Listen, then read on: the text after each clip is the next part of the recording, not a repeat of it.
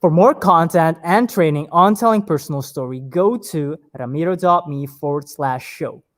Story Legacy at ramiro.me, a show for people who want to tell their story, make an impact, and leave a legacy. Personal stories from people just like you who have gone through tough shit and came out with a story to tell. I am Ramiro, creator of Story Legacy, your story guide. And today on the show, we have from California, Lisa Barnett.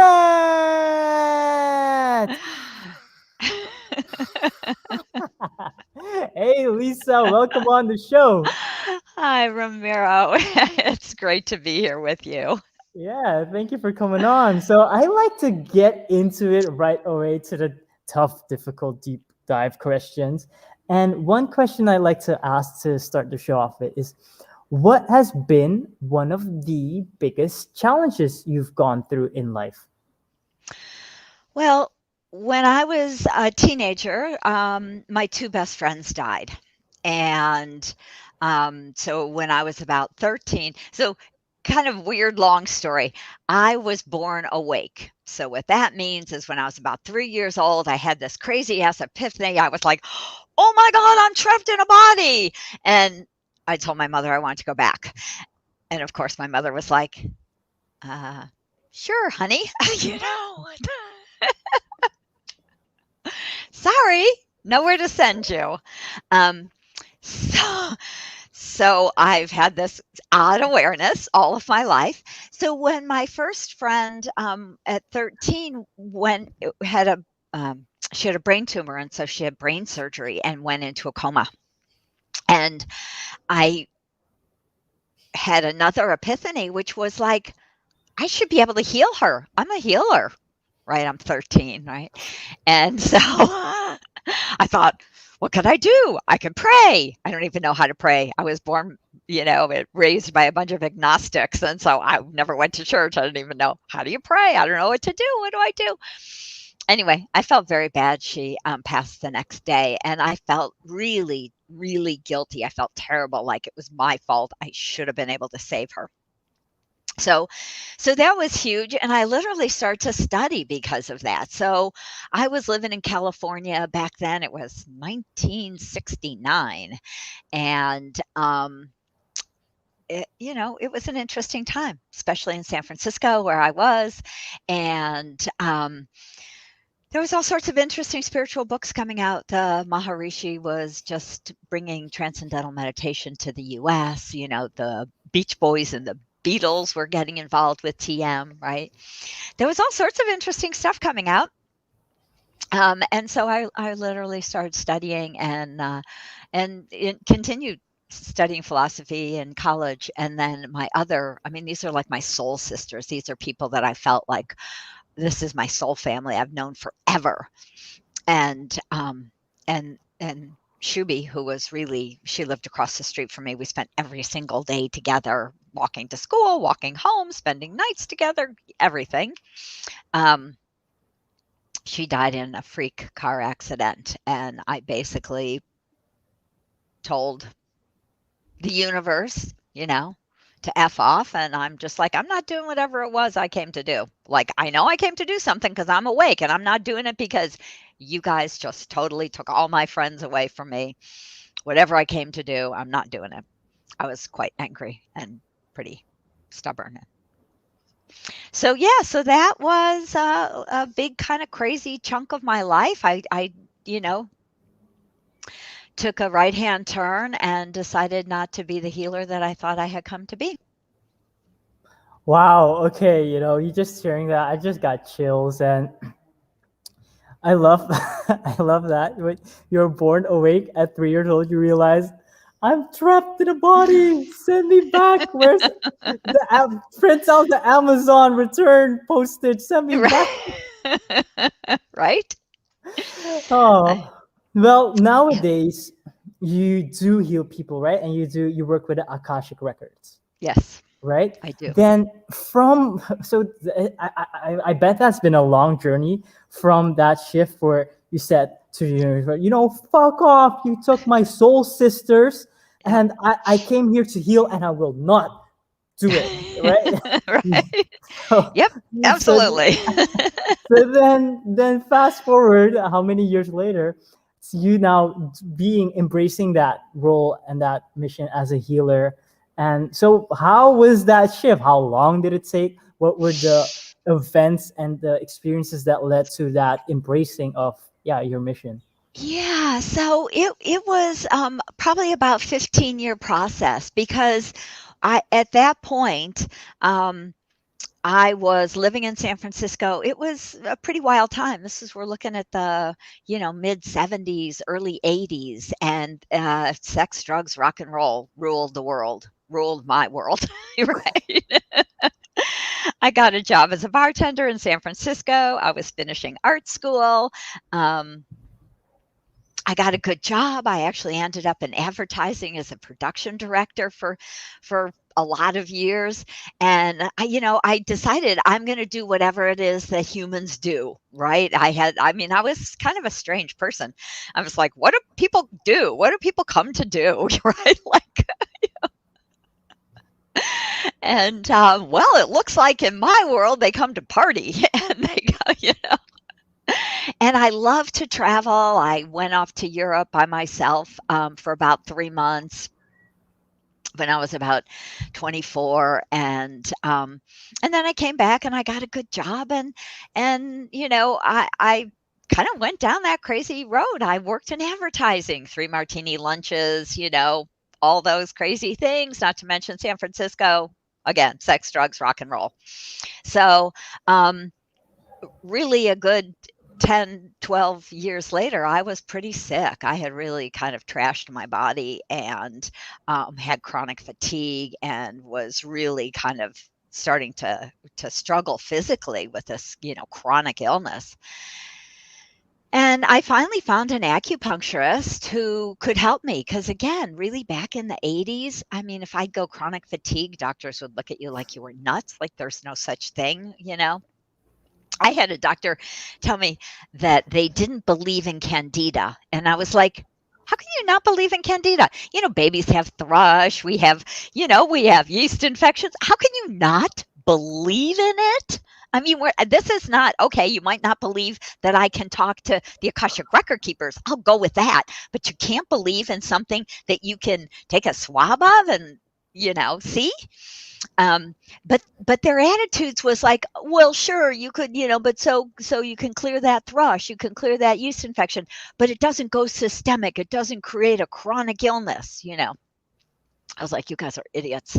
Anyway, so honestly, I finally found an acupuncturist who understood how, really when you go back into things like, more ancient medicines and Chinese medicine, they go back to the root. What organ is suffering? What organ is weak? And we look at the body in really a different way. Anyway, she said to me one day, she said, "Well, I can help you heal your body, right? We can detox all this garbage, and we can get you back on track physically." But she said, "But your soul wants to tell you something, and I don't know what it is. So I think you should go see this friend of mine who's an amazing clairvoyant psychic and see if she can tell you what's up, right?"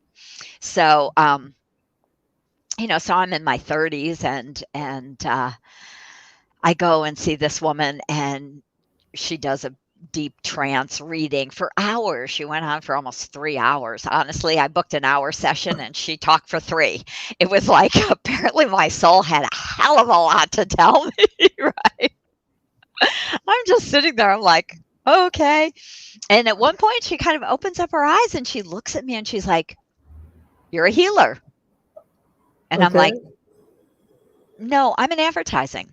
Right. And I'm like, oh God, I knew that. I knew that when I was 13. I knew that 20 years ago. And I forgot. I mean, literally, it was kind of like that. Like, oh my God, I totally forgot. Anyway, so that was my perfect wake up call.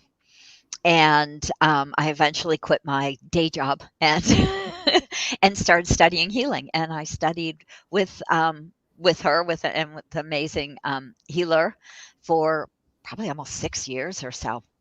And so that I ended up starting opening a healing center and doing energy healing and psychic readings for my clients. And sometimes when I was doing a reading for someone, I would get this big booming voice, and the information was like so expansive. It was all these past lives and all this information about what you came to do and your soul contracts and your purpose and your all of this, like, wow, much more than normal.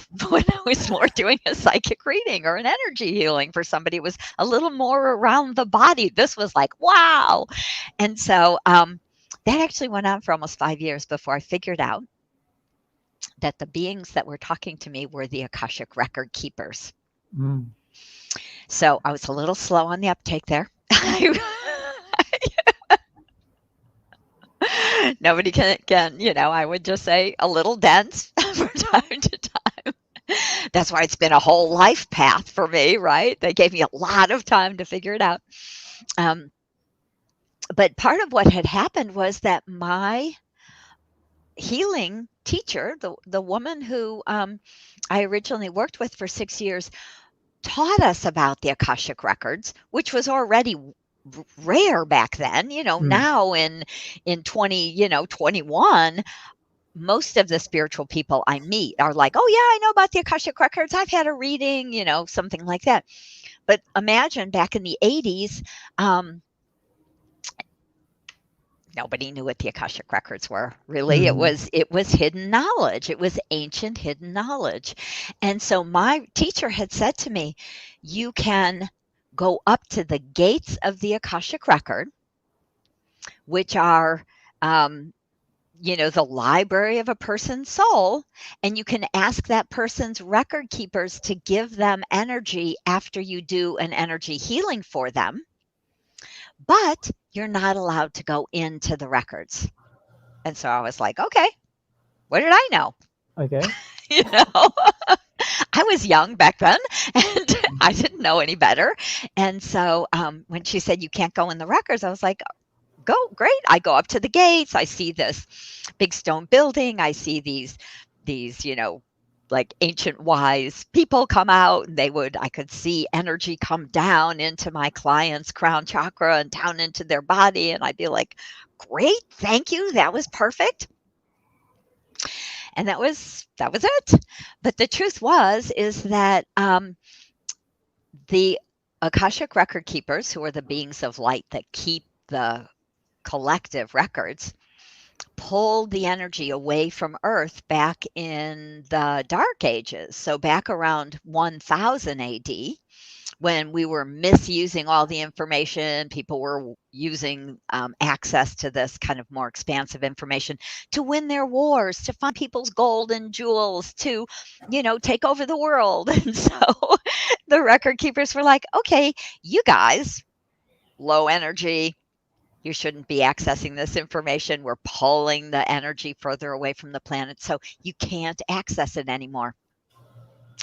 So it was actually pulled away from the planet for 1,000 years, or almost 1,000 years. And they said when they finally, I could start actually having a conversation with them because I knew who I was talking to.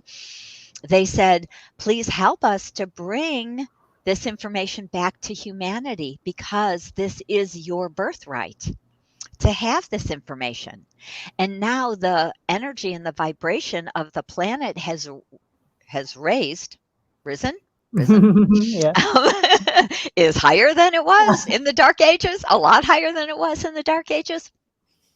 And so they said, this is really the time. We're moving forward again into a new golden era, into a new age, right? We've moved out of our whatever the old age we were in and into this new age of Aquarius.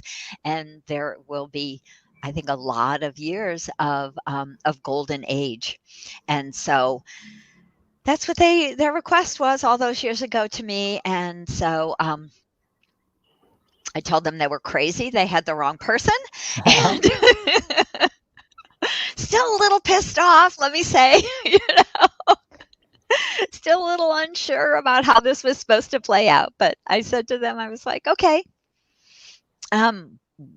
why me? Why I at that point I now had like 3 babies and I'm like, I'm kind of busy with my babies. Don't know that I can really help you bring the Akashic records back to humanity. It Mhm. sounded like way too big of a project for me. But they said to me, you were one of us back in the day. So the interesting story they told me was that when a soul individuates from source, most of us go on a journey, but Mhm. some of us go on a little bit of a shorter journey into the akashic field, which is part of source energy, part of the quantum field, and they go there, say, to learn, to be of service, to help other souls along their path by being the record keepers for these souls. And apparently, I did that way back in the very beginning. And so I was a record keeper, is what they told me. And they said, so this is why we're asking you, among, hundreds or thousands of other people. We're tapping a lot of shoulders. We're trying to get some humans to wake up and help us here. And so, of course, I said, well, I can't really say no to that. So, sure, I'll do what I can. Wow. All right. Cool. So that was a whole lot. Let me just summarize it real quick. Okay. You're born awake. I'm trapped in a body that your mom can't send you back. And then you realize you have a sick friend, brain tumor, and you realize you have the ability and the purpose to heal her. And that doesn't happen. She passes, another soul sister passes, and you get angry and said, you know what? I'm not gonna be a healer. So you do, and then, but you're so woke, you're so awake that you don't even realize what it means to be in a body, right? You're trapped. So like, you look around, you see sex, drugs, rock and roll, and then you go that route, and basically what ends up happening is through that, following what the other bodies are doing, is that you start trashing that body, get sick, and then through I love how your your conversation with the doctors back then who didn't believe in candida, for example, and then through the acupuncturist you get a hint to your message, your purpose, and then a 3 hour TM healing session with a message with akashic records. And so you start on that healing journey, but still there was more, and that was, you have the mission. Well, we invite you on this mission of bringing back the akashic records, and you go like, but why me? Well, because you're one of us, right? Okay. Okay, I got 3 babies, but I can't say no to that. So yeah, I love that. Okay, wow. So uh Good recap. Wow. so those are some things. And I love how a few questions. So back then when you first were awake that you're trapped in this human body, like even back then where it was all this new age hippie stuff and it was so rare to find, right?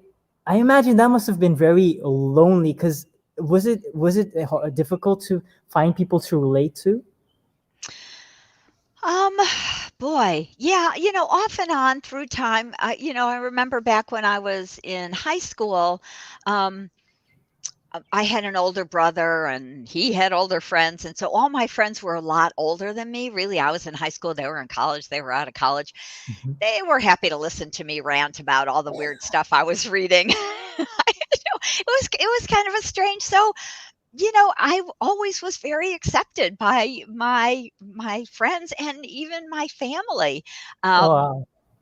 so I've been super blessed. I always say that the smartest thing I did when I decided to come back, because we do make this choice to come back and we write a whole plan about our life. So when I wrote my soul plan, I was brilliant because I picked these lovely um, parents and family, the whole family, all, my cousins, my aunts, my uncles, they're all kind of weirdly awake, even though they wouldn't particularly consider themselves that. very accepting, very curious about the work I do, asking for healings, wanting to understand it, you know. So I picked a beautiful family instead of so many people who get ostracized by their family or their religion, right? I had this lovely, kind, loving, curious family. So, so when I made my plan, at least I didn't screw that part up. Oh, I love that. All right. Now getting a bit deeper on it, because yes, to the people you meet, like Akashic Records nowadays is so normal. A lot of people know about that, right?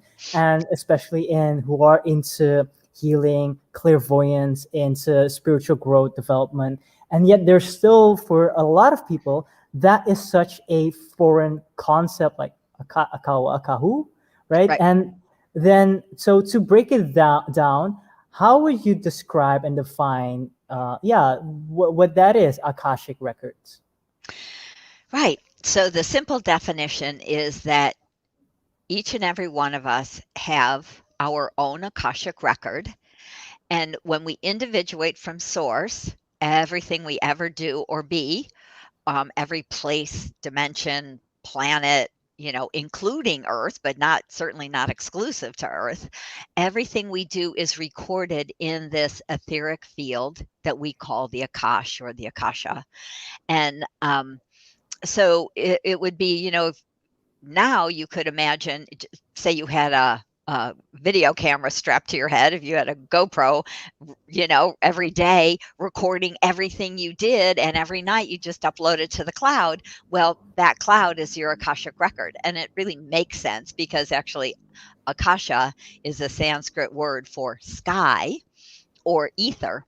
And so we are storing all of our soul's memory experiences, even emotions and feelings, in the cloud, and we have our very own right video cloud library. And so to me, if you can imagine that you have a library filled with books or videos of your lifetimes, and you have these beautiful pure beings of light who are your librarians. So you have a whole team that's just in service to you, who is there only to assist you with your Akashic record information. They're not angels, they're not humans who died, they're not anything else. Not ascended masters. They're their own unique group, and that's all they do is keep your Akashic record for you. I love that. And now you mentioned you used to be an Akashic Record holder for people, right?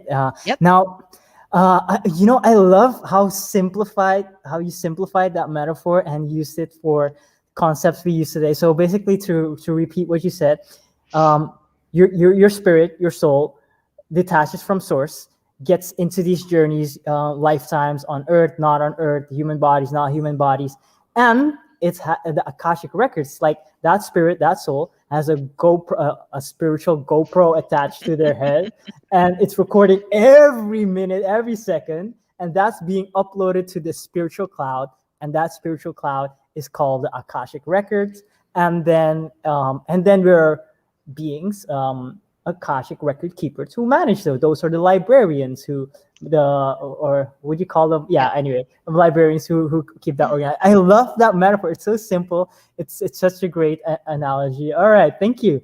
And you used to be one of those record keepers. I have another question for you. Well, is it coming back to me? Do I still have it? I don't remember. I will let it go for now until it comes back. Okay. Yeah, okay. Wow. So now one of your missions that you embraced is to bring back the Akashic records to humanity, right? Yep. Now, oh, the other thing came back to me, but I'll go back to that later. And that is, what does that mean to bring back the cloud to humanity, the Akashic Right. records to humanity? Does it mean the collective? Does it mean individual people? What does that mean? Yeah. So because if you can imagine it kind of as a frequency or right an energy level, and they pulled it further away from the planet so that us, when we were kind of in our dark space back in the dark ages, we were living in a very low frequency, we couldn't reach it anymore. It's like you just can't jump that high, right?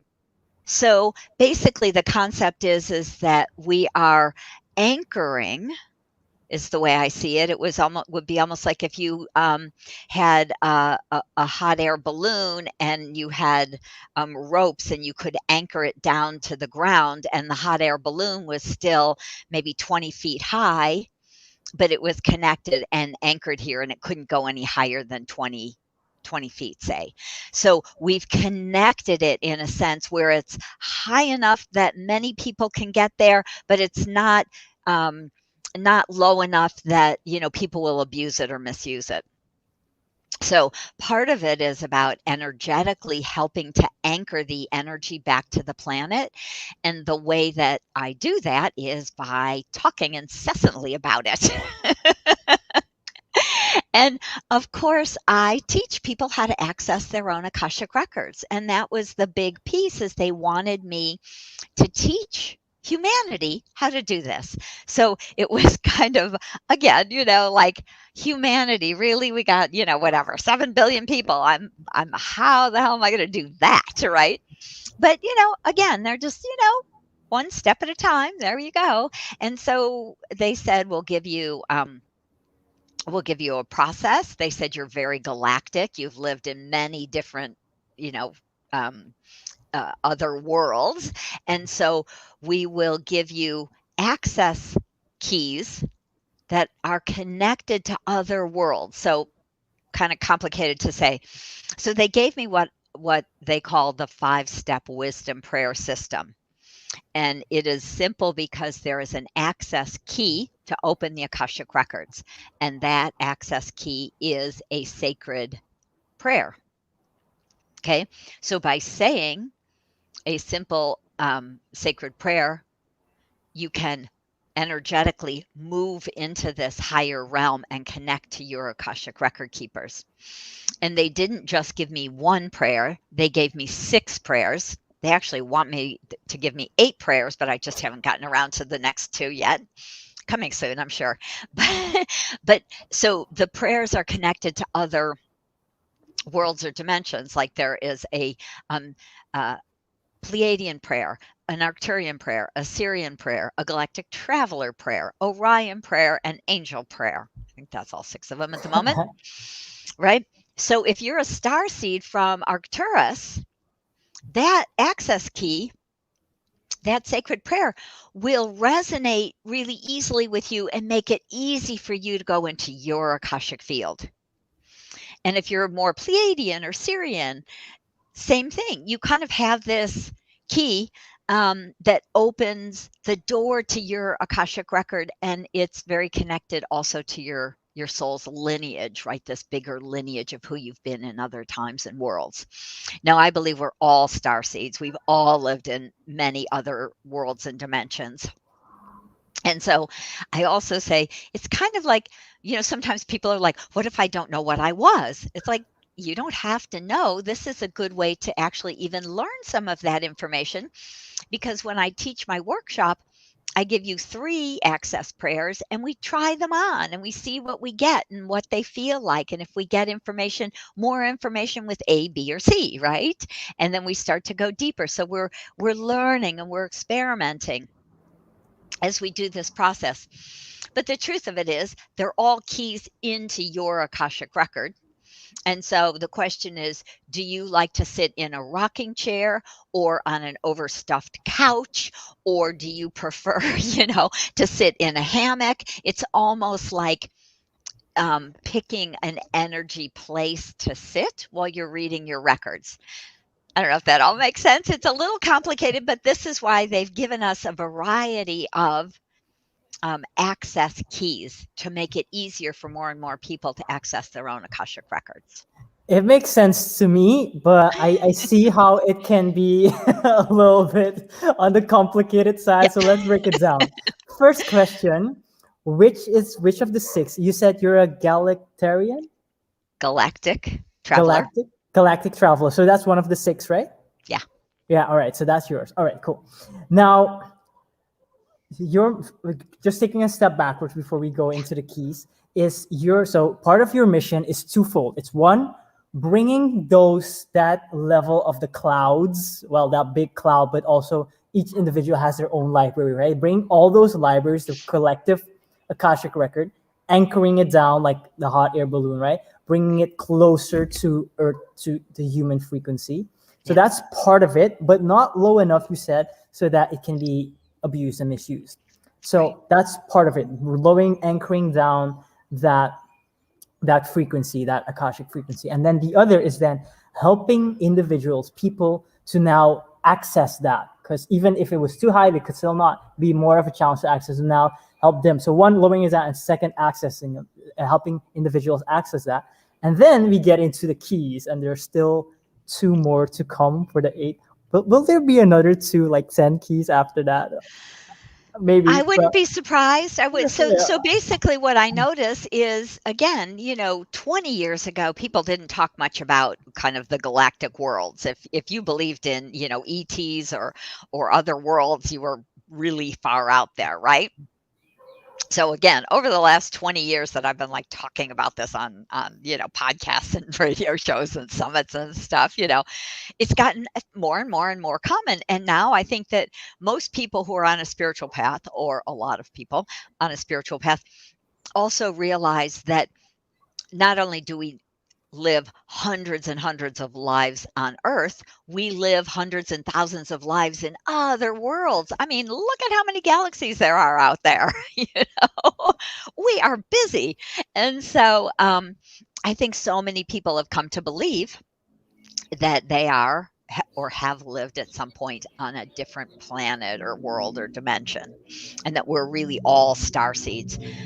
I don't think I've ever met anybody who's just come to Earth. I don't think we go from individuating to Earth. I believe we have huge journeys forever before we ever come to Earth.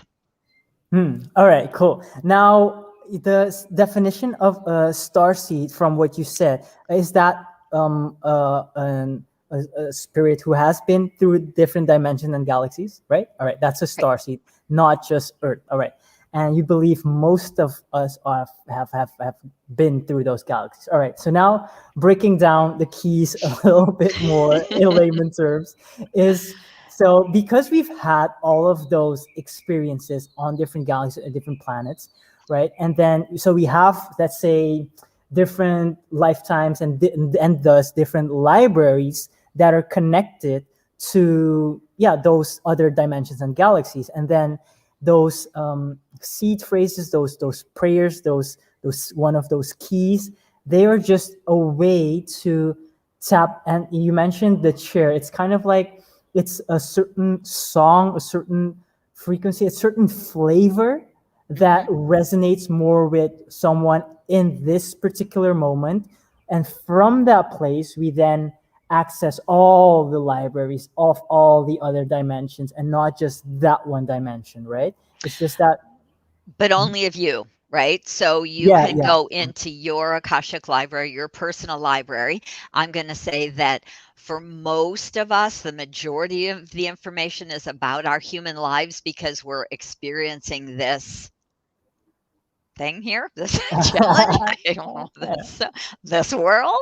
And so, and we come to do all sorts of great things and share things and learn and all of that. So I would say that for most people, the greater majority of information is about this world, your soul's plan, but we can also learn about who we've been in other worlds or dimensions or places or planes.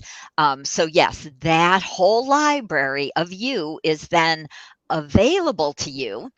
And again, so for a lot of us, it's a process to, you know, go into a library and read a lot of books. You don't just download a whole library in a minute, right? So, yeah, that's what your head would do, right? And so, um, we go through the process of learning about what's important to us, what's important to our soul in this lifetime. Do we come, we all come to learn and grow, which we often call like karmic patterns. So we have these challenges, which you could look at as karmic, but they're really kind of ongoing patterns of things we haven't figured out yet. And that's all about your soul wanting to grow and learn and become wiser. And eventually, really, we like to teach a lot of what we learn when we're here embodied. So we make a whole complicated plan to have soul contracts with people, to work through some of our karmic patterns and grow as a soul. And we bring gifts and talents back to the world that we'd like to share. So all of that is part of what you wrote in your soul's plan. And all of that is really part of your soul purpose. Beautiful, and that was exactly what I wanted to come back into. And but before that, will come back to that. Is I love how you define karma, the karmic patterns as patterns that we have not figured out yet or learned from yet. Right? That has a more neutral tone to it than it's because karma. There's good karma, bad karma, neutral karma, but the word itself for a lot of people has that negative heavy connotation, right? And so Right. I love your definition of it's just a pattern that we're still figuring out, right? And so again, those key phrases, and in your workshops you just, let's test out these three and see how they resonate. Let's try on this chair, see how comfortable that chair is. Do you want a hammock? Which one is more comfortable for you to sit in whilst you read and access the libraries and akashic records? So that is a little breakdown to bring it into more tangible layman terms. It might still be over some people's head. We'll see. If it is, we'll hear about it. First, so some people were already going, yes, I want that. How can they, one, do a workshop with you or find you and work with you?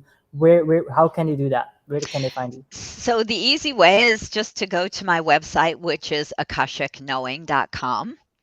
And I don't know if you've got show pages or someplace that No, you but spell that or no? Right, akashicknowing.com. Yeah, right, people will right. find that. This is for mostly focused audio only. akashicknowing.com. All right, cool. Right, right. And so I teach online workshops. I'm actually in the middle of one right now. The next live online workshop will be in February, but people can also find my home study program so they could, you know, download that and just jump in and get started whenever they want. And I also, I'm that healer, right? So I still do a couple of Akashic reading and healing sessions with clients. And you'll find all of that, including my 2 books, all on my website at akashickknowing.com. Beautiful. I love that. Thank you. akashicknowing.com. We got a whole bunch to offer, workshops to download, live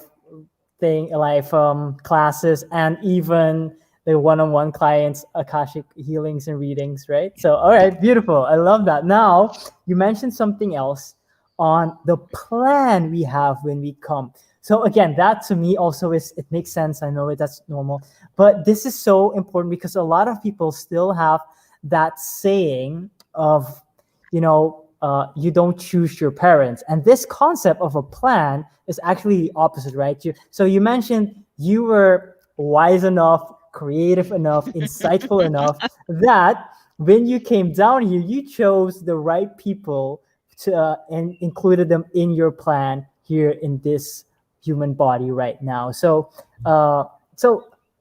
yeah, please break that into more details for someone who's, wait, what? Sure. I make a plan to come here. I did not plan for my best friend to die at 13 I years know. old. This was not my plan, right? I did not Yeah. plan for my mom to die before I was even one, right? Yeah. It's God, what is your plan? And so again, what is Yeah. that plan you're talking about? Just a little more into layman and broken down a little bit more. Absolutely. So, um, I'm like, let's see.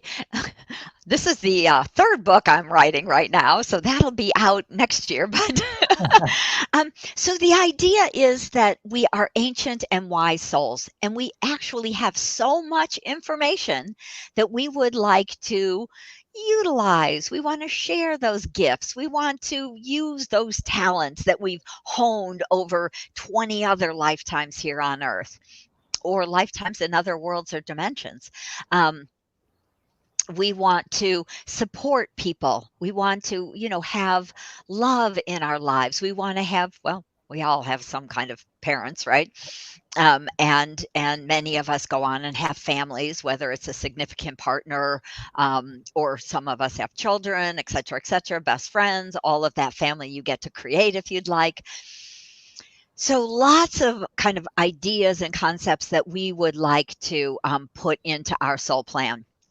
So the record keepers are pure love, they're pure source energy. So they're funny. So when they first started explaining this to me, they said, so imagine back when you were in high school, you remember when you'd go to the gym, those gymnasiums that had those squeaky floors because they play basketball in the gym, right? And you'd have those whatever rah-rah things every, you know, once a week or whatever that was. So imagine you're going back to Earth and you get everybody that's going back that around the same time, and y'all get into that big gymnasium with the squeaky floors, and you go, okay, I think I'd like to have kids. Who wants to be my child? And you have a couple people pop up. They were like, hey, remember I was your child before and that was really fun. Let's do it again. And somebody else says, hey, remember when I was your mother, let's do the flip flop this time. I'll be your child this time, and I'll help you be a good mom. And some of you who have children who treat you like the child, you'll get what I'm saying, right? And so all of these different soul contracts we make. Who wants to marry me? Let's see what we want to work out. What do I want to learn through my marriages? Right? So we might write a soul contract to be married to one person that is a short-lived contract because you want to learn about self-esteem or independence or codependency, or we want to learn about all sorts of different things. And so we say, okay, so maybe I'll have that relationship and maybe I'll have this relationship. And then, oh, well, here's this person who's saying, hey, who's part of my soul family that I've had lots of different lives with. And maybe we'll write a long contract to be together and have a family. So we make 12, 25 soul contracts with people to even a half a dozen or a dozen for significant partners. That means those people you might marry or be with for a very long time. We make 25 or 50 soul contracts for other people, which could be kids and best friends and business partners, support teams, all of that. So you might have, 50 or more soul contracts with people. Some are from your soul family, who is the original family you individuated from source with. Some of them may be souls that you've known in other lifetimes, and maybe through those other lifetimes, you created some karmic patterns. Maybe you had a challenging relationship and you didn't figure it out before you died. And so you're like, hey, let's try that again. Let's see if we can learn to go out of jealousy and into compassion and forgiveness. And, we can make that work. And so, we're complicated. We write complicated soul plans. And of course, part of them is, I want to bring these gifts and talents. I want to be a writer. I want to be a teacher. I want to be a speaker. I want to be an inventor. I want to be a parent. I want to support other people to help animals. I want to help the earth, right? So we write lots of also big kind of projects into our soul's plan.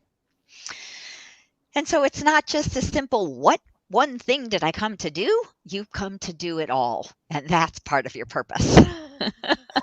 I love that. Now, you mentioned it's kind of like you gave the metaphor of assembling in the school gym to make this soul plan. So it's like this whole general assembly of these soul spirits that are that you know have affinity with, that are about to come back here in this on this earth as a human body, and then making up these contracts. And the one I love what you mentioned is maybe it's this relationship which ends up in the physical form of a marriage that is doomed to fail.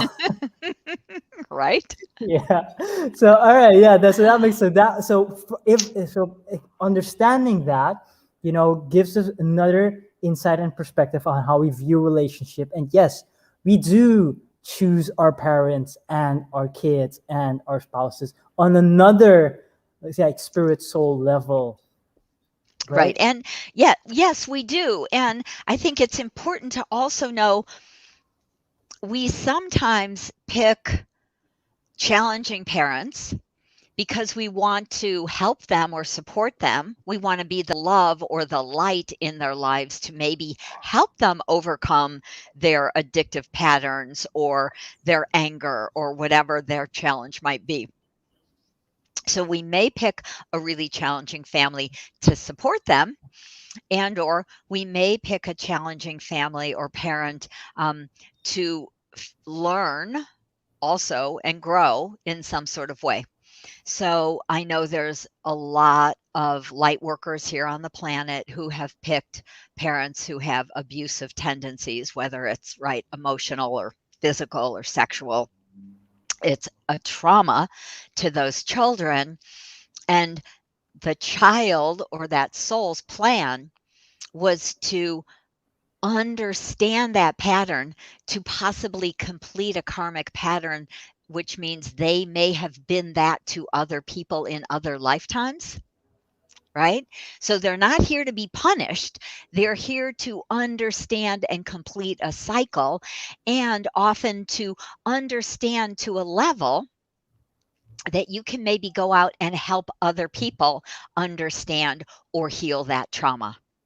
Mm, mm, So we beautiful. choose traumatic um, lives or situations. We choose trauma in order to heal it, to understand it, and to share the wisdom that we get from that experience.